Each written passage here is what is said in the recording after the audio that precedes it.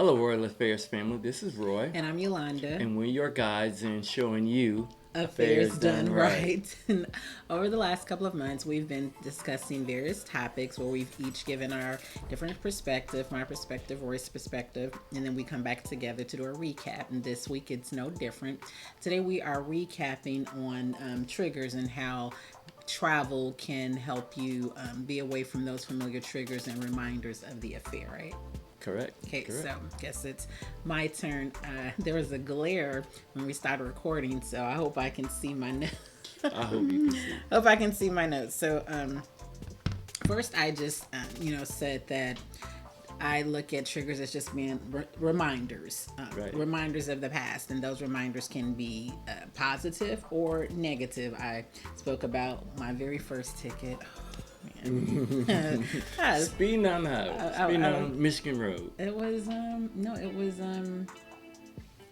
50. It was Lafayette Road. Man, I was so sad, so distressed. But every time I went back that way, whether I was going to get my hair done or not, I was just reminded, dag, this is where you got that ticket. So that was that. And then so that was a negative, trigger.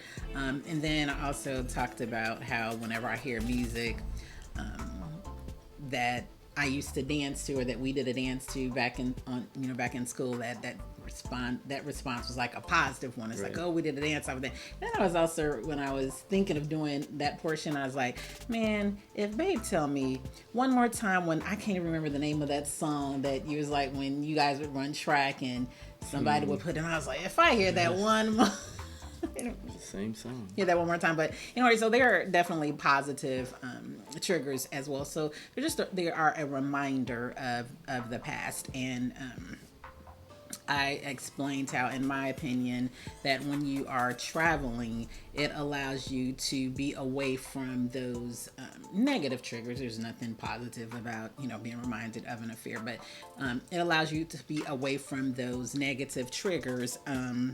Because I also said, see, looking at my notes, that you can expect the triggers, like you expect them to come. It's not a matter of if, it's just a matter of when. And so while you are away traveling, you are doing some things that are going to help you be able to replace those negative triggers and those reminders with some positive ones. And so some of the things that I said was that travel allows for you guys to have a fresh start. And so usually those triggers that'll come in your minds or your thoughts, or you're passing your, whether it's an establishment or whatever, being away allows for you guys to have a fresh start.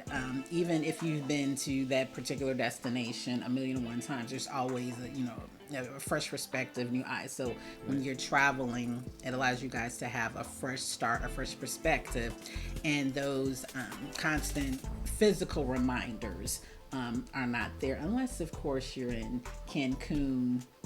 Remember I told you I was in Cancun, like millions of miles away, and there was this billboard of your particular former establishment or place that you work, and I was like, seriously, I'm hundreds of miles away, and here's it. And lo and behold, so they can come from nowhere. They come out of nowhere. But when you are away and you are having that fresh start, it allows you to start creating those memories, those positive memories with one another. And then it also allows you the opportunity to reconnect, relax, and then focus on just one another. I know so often we wear the hat of, everything else but spouse or lovers or Roy and Yolanda. And so when you are away, it allows you the opportunity just to connect and refocus on one another. Right. So you are again creating those memories and those new experiences with one another. And then finally, I mentioned that when you travel, it allows you the opportunity to just focus on fun. I think our kids can probably say that you're probably the fun parent. Maybe that was like before group 2. They may have a whole different outlook, but when you are away and you're traveling, you've thrown out those hats and those things like that, you are able to focus on just truly having fun.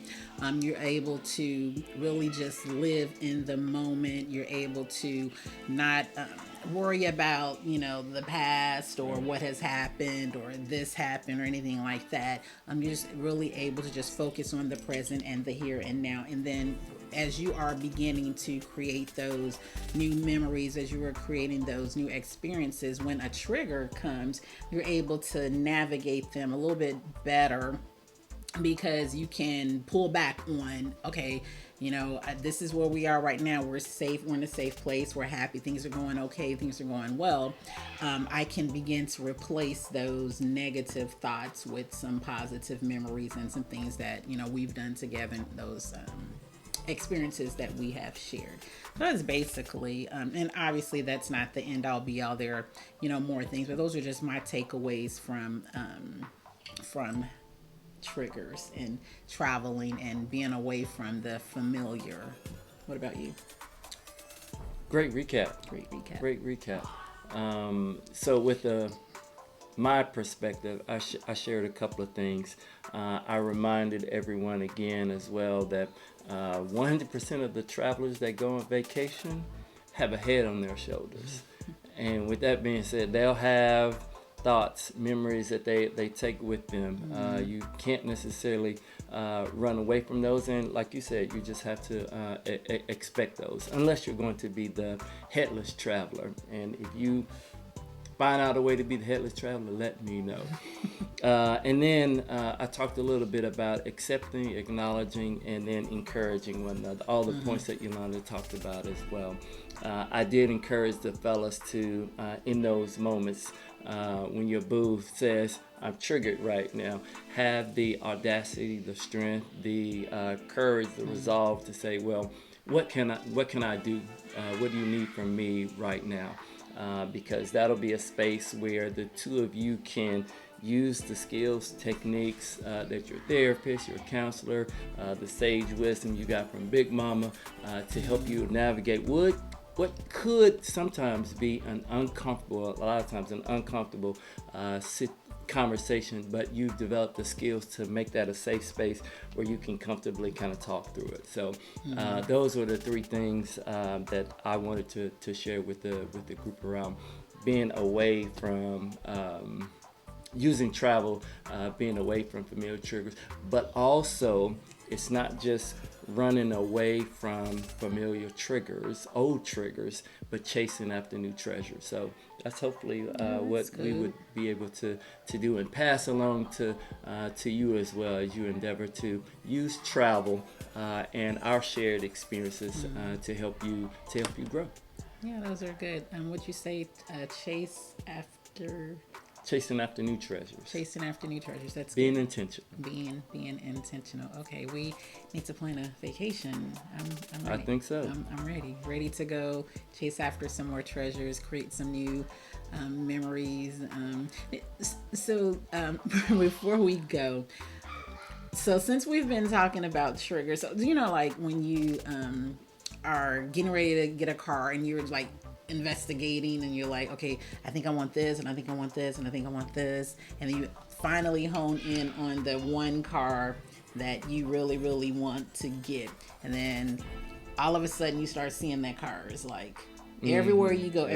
Since we've been talking about triggers these past couple of weeks, man, I've just been triggered. I'm like, seriously, what's really going on? And it's nothing more than just the fact that we've been talking about triggers, but just being able to share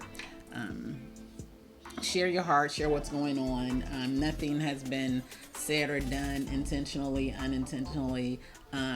It's just one of those things, one of those couple of weeks that we've been talking about it. So if that happens to you, know that you are not alone, know that it's perfectly normal, but just making sure that you're able to navigate through them, and travel has definitely allowed us to be able to navigate by creating some wonderful new experiences and chasing after new treasures. Yeah. So next month we are talking about how travel can necessitate teamwork Oh, working as a team and yeah, traveling? Okay. teamwork and what do you call it?